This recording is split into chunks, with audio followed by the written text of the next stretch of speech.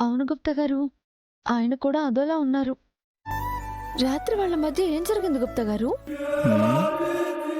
సంగమం.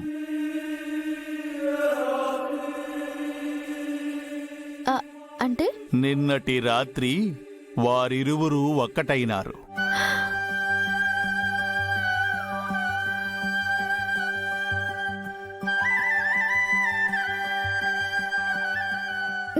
నిజంగానా? ప్రకృతి వారిరువురిని ఏకము చేసినది బాలిక.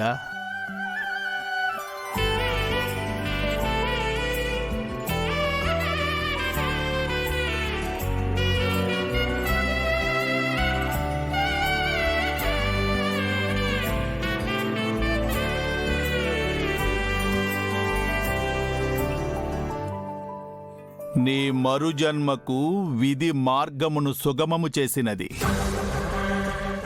నీ పతిదేవుడు, నీ సహోదరి నీకు తల్లిదండ్రులు కాబోచున్నారు.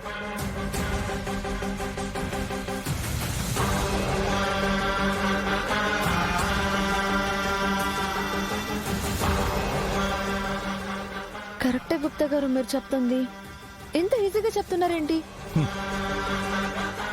విధి తలుచుకున్నచో ఏదైనను సాధ్యమే. ప్రతిదీ సులభమే.